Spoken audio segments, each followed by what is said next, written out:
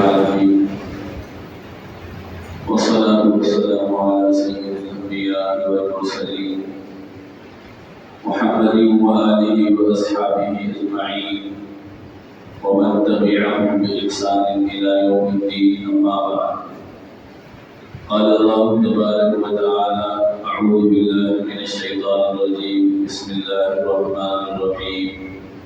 اليوم أكملت لكم دينكم وأتممت عليكم نعمتي ورضيت لكم الإسلام دينا. صدق الله العظيم. اللهم صل على سيدنا محمد وعلى آل سيدنا محمد وبارك وسلم. اللهم صل على سيدنا محمد وعلى آل سيدنا محمد وبارك وسلم. اللهم صل على سيدنا محمد وعلى آل سيدنا محمد وبارك وسلم. عزیزان محترم، معزز بزرگوں، قابل احترام بھائیوں، نبی کریم سرور دو عالم سیدنا محمد رسول اللہ صلی اللہ علیہ وسلم کی بابرکت زندگی کو بیان کرنے کا ایک سلسلہ شروع کیا گیا تھا ربیع الاول کے مہینے کی مناسبت سے. آج ربیع الاول کی 30 تاریخ ہے اور مہینے کا اختتام ہے. آج انشاءاللہ نبی کریم صلی اللہ علیہ وسلم کا سفر آخرت یعنی دنیا کا آپ سے پردہ فرما جانا اور اس سے پہلے کی کچھ واقعات کا مختصر ذکر کیا جائے گا. ربیع الاول میں 5 جمعے آئے تھے، آج 5واں جمعہ ہے اور آپ حضرات کے سامنے یہ ذکر کیا گیا تھا کہ ربیع الاول کے اس مہینے کے جمعوں میں ہم اپنے آقا و مولا سیدنا محمد رسول اللہ صلی اللہ علیہ وسلم کا مبارک تذکرہ کریں گے تاکہ ہم اپنے نبی کی سیرت کو اور آپ کی بابرکت زندگی کو کچھ جاننے والے بنیں. ظاہر سی بات ہے کہ جمعہ کے 25 سے 20 منٹ یا 30 منٹ کے بیان کے اندر کسی ایک موضوع پر بھی تفصیل سے روشنی نہیں ڈالی جا سکتی، لیکن ایک خاکہ، ایک مختصر تذکرہ تو بہرحال کیا جا سکتا ہے. کچھ اشارے دیے جا سکتے ہیں کہ جس کی روشنی میں ہم اپنے نبی کی سیرت کو جاننے والے بن سکتے ہیں، نبی کی سیرت سے ہماری واقفیت ہو سکتی ہے. تو اب تک جو 4 جمعے اس سے پہلے گزرے اس کا ایک ہلکا سا خاکہ ذہن میں رکھے کہ پہلے جمعہ میں ہم نے آپ کے سامنے ذکر کیا تھا کہ نبی کی سیرت کو پڑھنا ہمارے لیے کیوں ضروری ہے. اس کے بعد دوسرے جمعہ میں ذکر کیا گیا تھا نبی صلی اللہ علیہ وسلم کی پیدائش اور 25 سالہ زندگی، 40 سالہ جو دور تھا آپ کا نبوت سے پہلے کا، اس کا ذکر کیا گیا. اس کے بعد تیسرے جمعہ میں اللہ کے نبی صلی اللہ علیہ وسلم میں وحی کا آغاز ہوا. اس کے بعد آپ صلی اللہ علیہ وسلم 13 سال ایسی قربانیوں کو برداشت کرتے رہے اور دین حق کی طرف بلانے کے لیے ان خطرناک سال مصیبتوں کا آپ کو اور آپ کے ماننے والوں کو سامنا کرنا پڑا. اس کے بعد چوتھے جمعہ میں ہم نے ذکر کیا نبی کریم صلی اللہ علیہ وسلم کی ہجرت کے واقعے کو کہ جب مکہ کے لوگوں نے آپ کو پریشان کیا زیادہ تو اللہ تبارک و تعالیٰ نے مدینہ منورہ ہجرت کرنے کا حکم دیا. نبی کریم صلی اللہ علیہ وسلم اپنے رفیق خاص سیدنا صدیق اکبر رضی اللہ تعالیٰ کے ساتھ مکہ مکرمہ سے مدینہ منورہ منتقل ہوئے. تو اس واقعے کو گزشتہ ذکر کیا گیا. اب جو ذکر کرنا ہے اللہ کے نبی سرور دو عالم صلی اللہ علیہ وسلم جب مدینہ منورہ منتقل ہو گئے تقریباً 10 سال آپ نے مدینہ منورہ میں گزارے. اس کے بعد آپ صلی اللہ علیہ وسلم دنیا سے پردہ فرما گئے، دنیا سے رخصت ہو گئے. تو وہ ہمارے لیے پورا خلاصہ ہے کہ ہم اپنے نبی کی سیرت کی ان بنیادی باتوں سے واقف ہو. نبی پاک صلی اللہ علیہ وسلم کی حیات طیبہ سے ہر مسلمان، مرد و عورت، چھوٹا بڑا، سب کو اپنے نبی کی سیرت کو جاننا لازم و ضروری ہے. اسی کی روشنی میں، اسی پاکیزہ زندگی کی روشنی میں ہم اپنی زندگی کو بدل سکتے ہیں، سنوار سکتے ہیں. وقتی طور پر باتیں کر لینا اور جذبات کا، محبت کی اظہار کر دینا یہ آسان ہے، لیکن اپنی پوری زندگی کو نبی کے نقش قدم پر ڈھالنا اور نبی کی اطاعت فرمانبرداری کے راستے میں چلانا یہ اصل مومن کا کمال ہے، یہ اصل اچھے سچے مومن کی پہچان ہے. تو بہرحال جب اللہ کے نبی صلی اللہ علیہ وسلم ہجرت کر کے مدینہ منورہ منتقل ہوئے تو آپ صلی اللہ علیہ وسلم کی کیا استقبال کے لیے مدینے کے مرد اور عورت اور بچے سارے کے سارے آپ کے انتظار میں تھے، آپ کے استقبال میں تھے۔ جب نبی کریم صلی اللہ علیہ وسلم مدینے میں داخل ہوئے تو چھوٹی چھوٹی بچیاں آ کر خوشی میں اشعار پڑھنے لگی۔ طلع البدر علینا من ثنیات الوداع وجب الشکر علینا ما دعا للہ داعی۔ یہ اشعار پڑھ کے اپنے نبی کا استقبال کرنے لگی کہ ودا کی گھاٹیوں سے 14ویں رات کا چاند ہمارے اوپر طلوع ہوا ہے۔ اب ہماری ذمہ داری ہے کہ ہم اس نبی کی اطاعت اور فرمانبرداری کریں کہ جس کو دنیا میں بھیجا گیا ہے اطاعت کیے جانے کے واسطے، جس کو دنیا میں بھیجا گیا ہے اس کی پیروی کیے جانے کے واسطے۔ ان بچیوں نے اشعار پڑھ کے نبی کا استقبال کیا، اور مدینے کا ہر قبیلہ، ہر خاندان، ہر گھر یہ چاہتا تھا کہ نبی ہمارے گھر میں مہمان بنے۔ ہم کو یہ سعادت، ہم کو یہ خوش نصیبی مل جائے کہ سرور کونین، فخر دو عالم، سید الانبیاء، سیدنا محمد رسول اللہ صلی اللہ علیہ وسلم ہمارے گھر میں مہمان بن جائے، اور ہمارے گھر میں قیام کا اللہ کے نبی صلی اللہ علیہ وسلم کو موقع عطا فرما دے۔ اللہ کے نبی صلی اللہ علیہ وسلم پہلے قباء کی بستی میں کچھ دن ٹھہرے، وہاں پر مسجد قباء کی آپ نے تعمیر فرمائی۔ لمسجد اسس علی التقوی من اول یوم احق ان تقوم فیہ۔ سورہ توبہ میں اللہ نے اس کا ذکر فرمایا کہ جس مسجد کی بنیاد تقوی کی، جس کی بنیاد تقوی پر رکھی گئی ہے، وہ مسجد زیادہ اس بات کی حقدار ہے کہ وہاں نماز پڑھے۔ تو اللہ کے نبی نے پہلے وہاں پر مسجد تعمیر فرمائی، اس کے بعد آگے آپ نکل کے مسجد قیام کرنے کے بعد پھر مدینہ منورہ آئے۔ مدینہ منورہ میں ہر آدمی یہ چاہتا تھا کہ آپ کی اونٹنی ان کے گھر کے سامنے ٹھہر جائے، اور آپ کی اونٹنی ان کے گھر کے سامنے رک جائے تاکہ اللہ کے نبی ان کے مہمان بن جائے۔ اللہ کے نبی نے صحابہ سے فرمایا، اپنی چاہنے والوں سے، محبت کرنے والوں سے، کہ تم اس اونٹنی کو چھوڑ دو، یہ اللہ کی طرف سے طے ہے کہ جہاں رکنا ہے وہیں پر جا کر رکے گی۔ چنانچہ وہ اونٹنی حضرت ابو ایوب انصاری رضی اللہ عنہ کے گھر کے سامنے رکی۔ حضرت ابو ایوب انصاری رضی اللہ عنہ کی قسمت کہ اللہ کے نبی فخر دو عالم صلی اللہ علیہ وسلم ان کے مہمان بننے والے تھے۔ حضرت ابو ایوب انصاری رضی اللہ عنہ کا گھر دو پیچھے گھر تھا اور اوپر بنگلہ تھا، اوپر بھی گھر تھا۔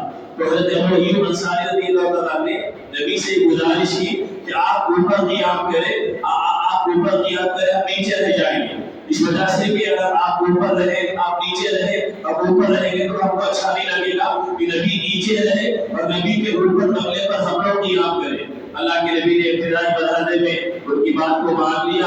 اس کے بعد نبی کریم صلی اللہ علیہ وسلم نے مدینہ آنے کے بعد سب سے پہلے جو کام کیا وہ مسجد نبوی کی تعمیر کی۔ جو یتیم بچوں کی وہ زمین تھی جو اللہ کے نبی نے مسجد نبوی کے لیے پسند فرمائی، باضابطہ بچوں کو قیمت ادا کر کے مسجد نبوی کے لیے زمین خریدی گئی۔ اس کے بعد مسجد نبوی کی تعمیر کی گئی۔ صحابہ مسجد نبوی کی تعمیر میں لگے ہوئے ہیں، مزدوری کا کام کر رہے ہیں، اور دو جہاں کی سردار محمد رسول اللہ صلی اللہ علیہ وسلم بھی صحابہ کے ساتھ کام میں لگے ہوئے ہیں۔ صحابہ جو اپنے نبی کو ہر طرح کی راحت پہنچانے کے لیے، ہر طرح کی سہولت پہنچانے کے لیے ہمیشہ کوشش میں رہتے۔ انہوں نے فرمایا کہ اللہ کے نبی ہم آپ کے غلام موجود ہیں، ہمارے ہوتے ہوئے آپ کیوں کام کرتے ہیں؟ تو نبی نے فرمایا کہ ثواب میں بھی تم سے زیادہ ثواب کا طلبگار ہوں، اور میں بھی اللہ سے اجر لینا چاہتا ہوں، اور طاقت میں تم سے کمزور نہیں ہوں، تم سے زیادہ میں بھی طاقتور ہوں، یعنی ثواب بھی چاہتا ہوں اور اللہ نے مجھ کو طاقت بھی دی ہے۔ یہ اللہ کے نبی اپنے صحابہ کی دل جوئی کے لیے اور ان کے ساتھ مل کر کام کرنے کے لیے اس طرح اللہ کے نبی نے ان سے فرمایا، اور نبی کریم صلی اللہ علیہ وسلم نے صحابہ کے ساتھ مل کر مسجد نبوی کی تعمیر فرمائی۔ آپ نے اس سے پہلے مسجد نبوی کی فضیلت کے عنوان سے ساری باتوں کو سنا کہ وہ مسجد نبوی صرف مسلمانوں کے لیے 5 وقت کی نماز کی جگہ نہیں تھی، بلکہ وہ مسجد نبوی اللہ کے نبی صلی اللہ علیہ وسلم کے سارے دینی کاموں کو انجام دیے جانے کا مرکز تھا۔ اللہ کے نبی صلی اللہ علیہ وسلم وہیں پر صحابہ کو نماز بھی پڑھاتے، وہیں صحابہ کو تعلیم و تربیت بھی دیتے، وہیں آنے والے جماعتوں سے ملاقاتیں بھی کرتے، وہیں اللہ کے نبی مجاہدین کی فوج کو تیار بھی کرتے، وہی سارے مسائل کا حل اسی مسجد نبوی میں رہ کر فخر دو عالم سیدنا محمد رسول اللہ صلی اللہ علیہ وسلم انجام دیا کرتے تھے۔ مسجد نبوی ایسا نہیں کہ نماز ہو گئی مسجد کو بند کر دو لوگ باہر نکل جاؤ، جیسے آج کل کے لوگوں کا دماغ اور مزاج بنا ہوا ہے کہ مسجد سے پاک وقت کی نماز کے لیے کھلی رہنا چاہیے، مسجد میں کچھ اور کام نہیں ہونا چاہیے، دینی سرگرمیاں نہیں ہونی چاہیے، تعلیم و تربیت کا نظام نہیں ہونا چاہیے، کرنٹ کی بل زیادہ آ جائے گی، فلاں چیزیں زیادہ آ جائے گی۔ ان کو نہیں معلوم کہ مسجد کا مقصد کیا ہے، مسجد بنائی کیوں جاتی ہے۔ مسجد ایک مسجد پورے محلے کے لیے بجلی پاور ہاؤس ہے، جہاں سے پورے محلے کو ایمانی نور ملتا ہے، ایمانی کرنٹ ملتا ہے۔ جب محلے کی ساری آبادی مسجد سے کنیکٹ رہے گی اور مسجد سے جڑی ہوئی رہے گی، تب اس کے نتیجے میں مردوں کو دین ملے گا، اور وہی مرد لے جا کر دین اپنی عورتوں کو اپنے گھر کے لوگوں کو بتانے والے بنے۔ آج ہماری صورتحال یہ ہے، ہماری مسجدیں نماز سے 5 منٹ پہلے اذان سے 5 منٹ پہلے کھلتی ہے اور جماعت کے 15 منٹ کے بعد بند ہو جاتی ہے۔ اگر کوئی مسافر نماز پڑھنا بھی چاہے تو ہماری مسجدوں کو کھلی ہوئی نہیں ملتی۔ اللہ کے نبی رحمت دو عالم صلی اللہ علیہ وسلم نے اسی مسجد میں پوری دنیا کے نقشے کو بتا کر تبدیل کر کے بتایا، وہیں پر بیٹھ کر۔ اس کے بعد بے شمار واقعات 10 سالہ زندگی میں نبی اکرم صلی اللہ علیہ وسلم کے پیش آتے رہے۔ ہجرت کا دوسرا ساتھ تھا، غزوہ بدر کا پہلا واقعہ، کفر اور ایمان کے درمیان کی پہلی جنگ غزوہ بدر کے عنوان سے واقع ہوئی۔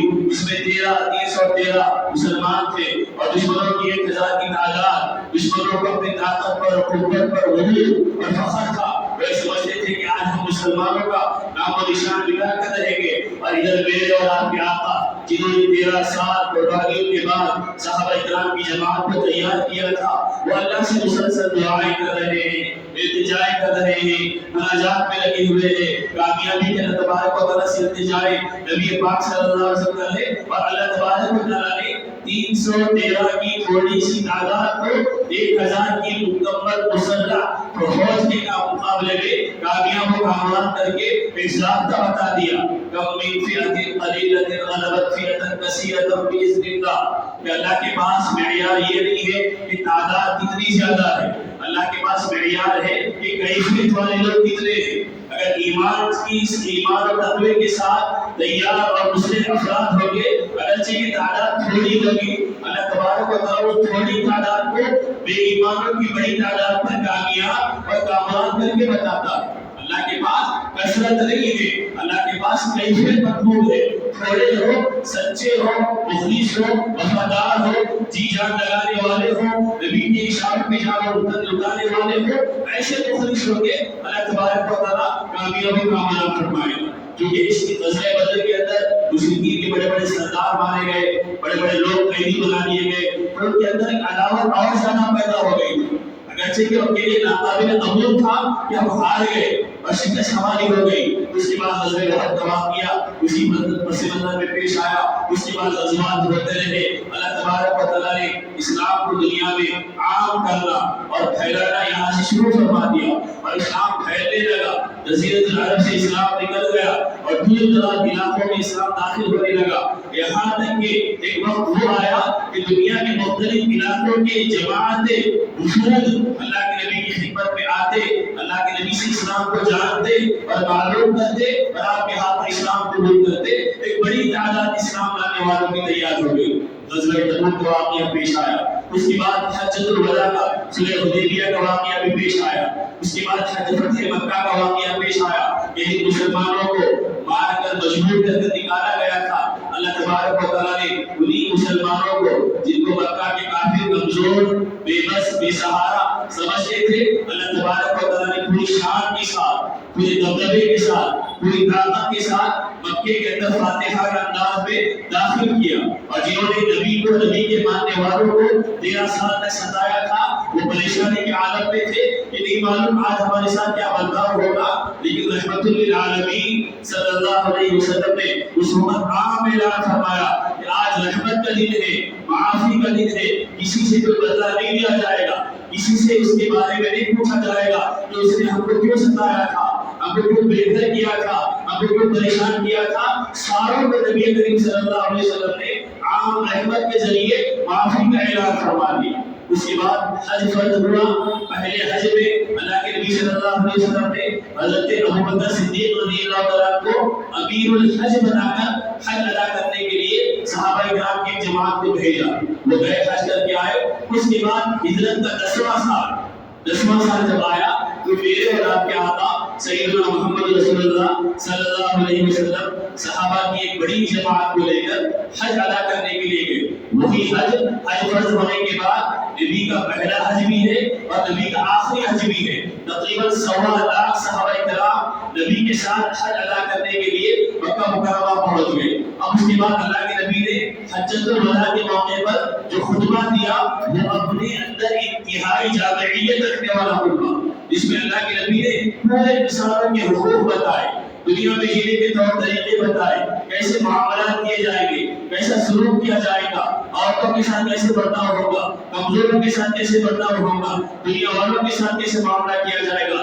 سارے حقوق اللہ کے نبی صلی اللہ علیہ وسلم نے بیان فرمائے. اسی لیے علماء کہتے ہیں خطبہ حجۃ الوداع جو اللہ کے نبی نے اس حج کے موقع پر جو بیان کیا تھا وہ ایک خطبہ پوری زندگی کا ایک دستور پیش کرنے والا خطبہ ہے کہ اگر ایک مسلمان معاشرہ اگر اس خطبے کے مطابق اپنے آپ کو ڈھال دے تو وہ ساری دنیا میں اس اسلام کو امن و امان کے ساتھ پہنچانے والا بنے گا. اللہ کے نبی صلی اللہ علیہ وسلم نے اس موقع پر صحابہ سے فرمایا تھا کیا میں نے اللہ کی امانت تم تک پہنچا دی ہے؟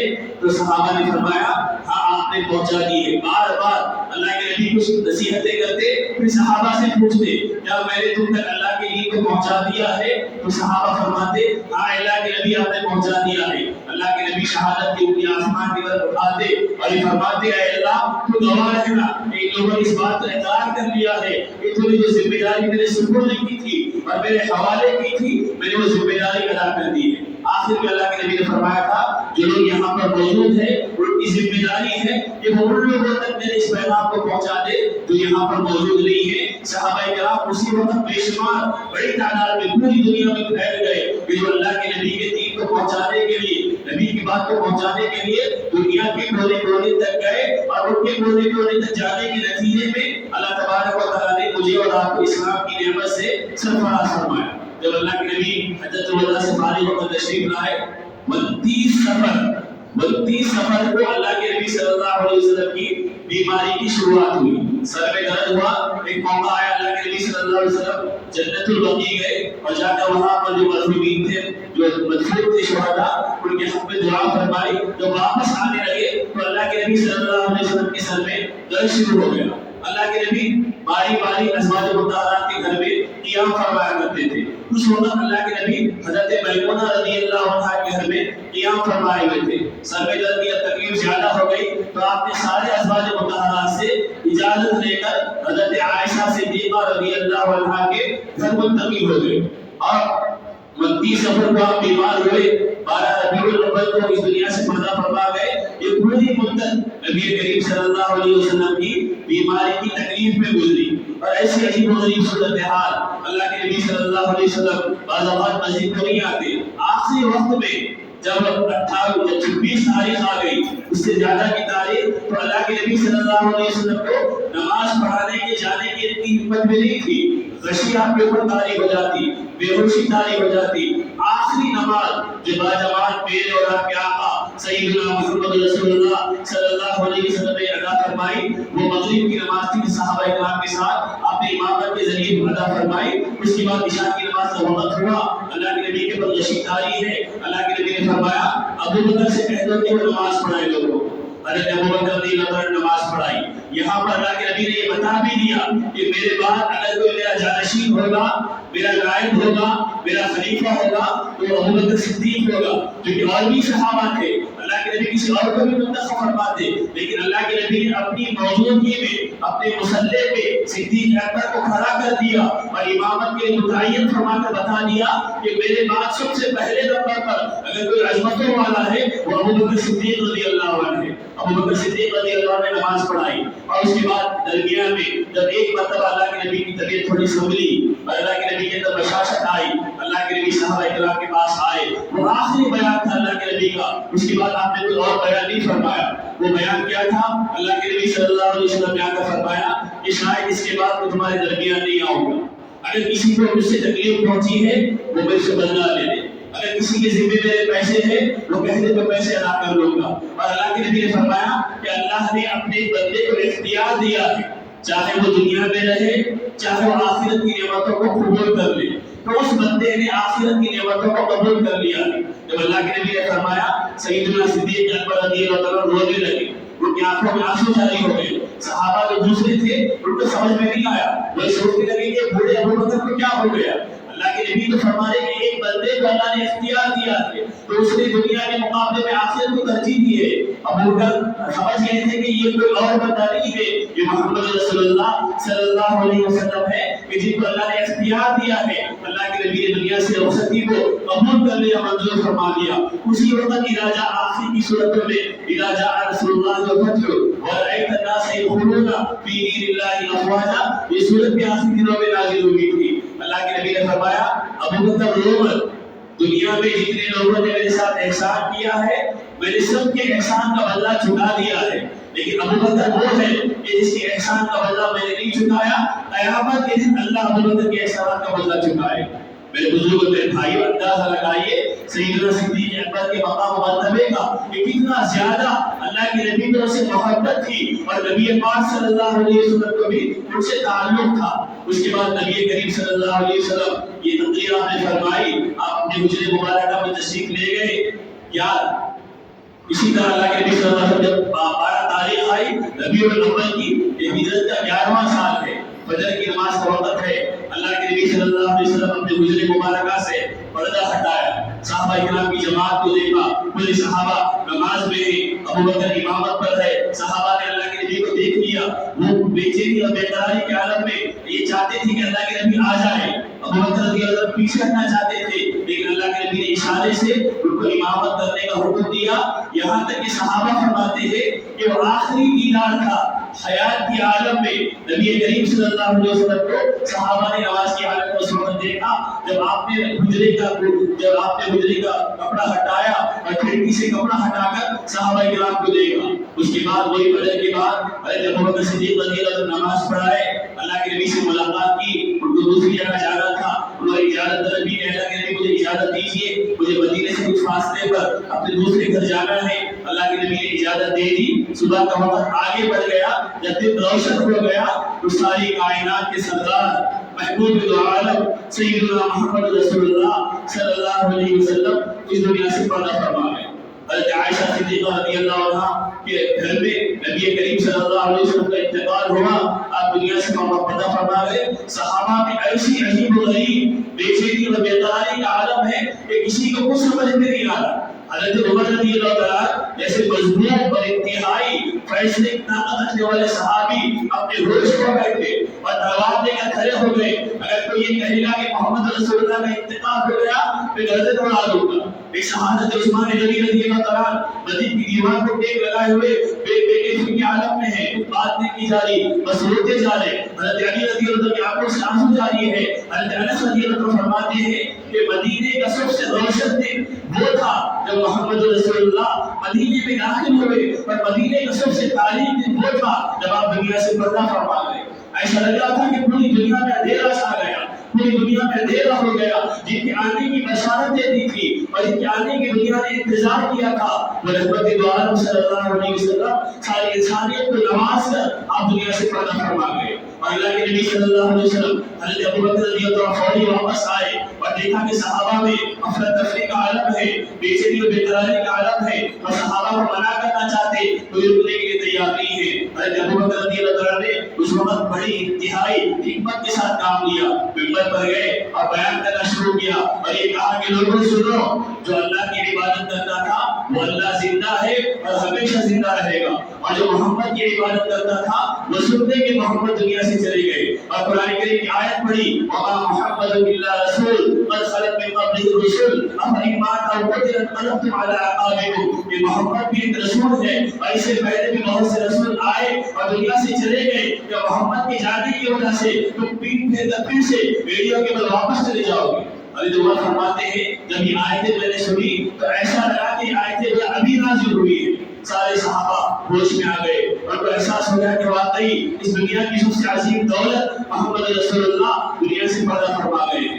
میرے بھائی آخر میں اللہ کے نبی نے یہ بھی فرمایا تھا میں آخری نبی ہوں، میرے بعد کوئی نبی آنے والا نہیں ہے، تم آخری امت ہو، تمہارے بعد بھی کوئی امت آنے والی نہیں ہے، تمہاری ذمہ داری یہ ہوگی میرے دین کو پہنچانے والے بنو، میری تعلیمات کو لوگوں تک عام کرنے والے بنو، بلغوا عنی ولو آیا، اگر میری ایک بات بھی تم کو پہنچ جائے تمہاری ذمہ داری ہے کہ تم میری اس ایک بات کو انسانوں تک پہنچانے والے بنو۔ 12 ربیع الاول کو پیر کے دن صبح کے وقت نبی کا انتقال ہوا، نبی دنیا سے پردہ فرما گئے۔ اس کے بعد مرحلہ تھا کہ کیا کیا جائے، حضرت ابوبکر رضی اللہ عنہ نے فرمایا میں نے نبی سے سنا ہے کہ نبی جس جگہ انتقال کر جاتے ہیں وہیں پر بھی قبر بنائی جاتی ہے۔ چنانچہ حضرت عائشہ صدیقہ رضی اللہ عنہا کے حجرے میں کمرے میں آپ کا انتقال ہوا، اسی کو آپ کی قبر مبارک بنائی گئی جو آج بھی قبر مبارک موجود ہے۔ اس کے بعد غسل کا مرحلہ تھا تو یہ فیصلہ کیا گیا کہ آپ کے کپڑے اتارے بغیر آپ کو غسل دیا جائے گا۔ نماز جنازہ پڑھنے کا مرحلہ تھا تو صحابہ نے فیصلہ کیا کہ نبی کی امامت کوئی نہیں کر سکتا، لہٰذا الگ الگ لوگ آتے جائیں گے اور نماز پڑھ کے جاتے جائیں گے۔ اس وجہ سے لمبی تاخیر ہوئی اور تقریباً 4 شبے کی رات میں نبی کریم صلی اللہ علیہ وسلم کی تجہیز، تکفین اور تدفین کا معاملہ سارا کا سارا حل ہوا۔ میرے بزرگوں، میرے بھائیوں، یہ میں نے آپ کے سامنے سیرت کے ابتدائی دور سے لے کے آخر تک کے دن کے کچھ حالات آپ کے سامنے بیان کیے۔ وقت ہوا تمام، مدح ابھی باقی ہے، سفینہ چاہیے اس محل بے قرار کے لیے۔ ہماری زبانوں میں وہ طاقت نہیں ہے کہ ہم نبی کی پوری سیرت کو، زندگی کو بیان کر سکیں۔ یہ میری اور آپ کی خوش نصیبی سعادت ہے کہ اللہ نے ہم کو ان جمعوں کے موقع پر پیارے آقا کی سیرت کا کچھ تذکرہ کرنے کا موقع دیا۔ لیکن کیا تذکرہ اس واسطے ہے کہ سنے اور انسونی کر دے؟ میرے بھائی اس واسطے نہیں ہے، تذکرہ اس واسطے ہے تاکہ ہم اپنے نبی کی سیرت کو جاننے والے بنیں، جس نبی نے ہمارے لیے اتنی قربانیاں دی۔ آخر وقت میں انتقال کی رات میں نبی نے اپنے سارے غلاموں کو آزاد کر دیا، جو پیسے تھے وہ پیسے تقسیم کر دیے، جو ہتھیار تھے وہ مسلمانوں کے پاس جمع کر دیے، یہاں تک کہ گھر میں کلاچے چراغ جلانے کے لیے تیل نہیں ہے، پڑوس سے تیل لینا پڑا۔ جس نبی کے صدقے میں کائنات بنی اور اللہ چاہتا تو ان کے اشارے پہ غزوہ، اللہ چاہتا تو پہاڑوں پہ سونے کے بنا دیتا، اس نے ساری زندگی سادگی کے ساتھ، عاجزی کے ساتھ گزار کر بتایا کہ اس دین کو پہنچانے کے لیے میں نے اتنی قربانیاں دی۔ آج میں اور آپ اس دین کے ساتھ کیا معاملہ کر رہے ہیں، نبی کی سنتوں کے ساتھ کیا معاملہ کر رہے ہیں، ہم جائزہ لینے والے بنے۔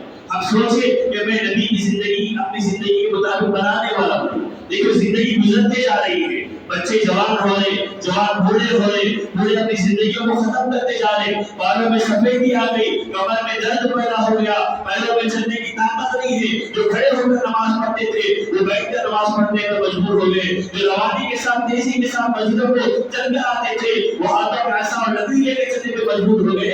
ہماری زندگیاں گزرتے جا رہی، سورج روزانہ طلوع ہو رہا، دن ختم ہو رہا، مہینہ ختم ہو رہا، سال ختم ہو رہا، لیکن ہماری زندگی میں تبدیلی نہیں آ رہی۔ نہ ہمارا چہرہ سنتوں کے مطابق بن رہا، نہ ہمارے دن رات سنتوں کے مطابق بن رہے۔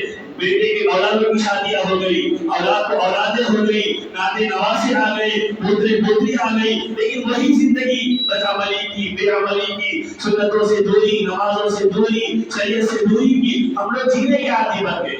میرے بزرگوں، میرے بھائیوں، نبی کی پوری حیات مبارکہ کا پیغام اور پوری زندگی کا پیغام یہ ہے کہ انہوں نے ہمارے لیے ہماری نجات، ہماری کامیابی، ہماری سرخروئی، ہماری سربلندی، ہمیں جنت تک پہنچانے کے لیے قربانیاں دی ہے۔ اس دین کو آسانی کے ساتھ ہم تک پہنچایا ہے، اس دین پر عمل کرنے والے بنے، اختیار کرنے والے بنے، بدلے روش کو زندگی کی، تبدیل کرے اپنی زندگی کا طریقہ اور بنائے اپنے آپ کو نبی کا عاشق، نبی کا چاہنے والا، نبی سے محبت کرنے والا، تاکہ نبی کے قدموں میں جگہ پہ مل سکے، ان کے مبارک ہاتھوں سے جامع کوثر پہ مل سکے، ان کی شفاعت کرنے والوں کے حقداروں میں ہمارا نام بھی تو شامل ہو سکے۔ کب تک نبی کی سنتوں سے دور رہ کر جینے والے بنیں گے؟ کب تک جانتے بوجھتے نوجوان بدعملی کا شکار ہو کر جیتے رہیں گے؟ کب تک نبی کی سنتوں کا مذاق ہوتے رہے گا؟ یہ گستاخ، بددین، جاہل جو نبی کے خلاف، نبی کی شان میں بے ادبی کرتے ہیں، ایسوں کو جواب دینا ہے، ایک عملی جواب دینا ہے، وہ یہ کہ ہم سب عاشق بنے نبی کے،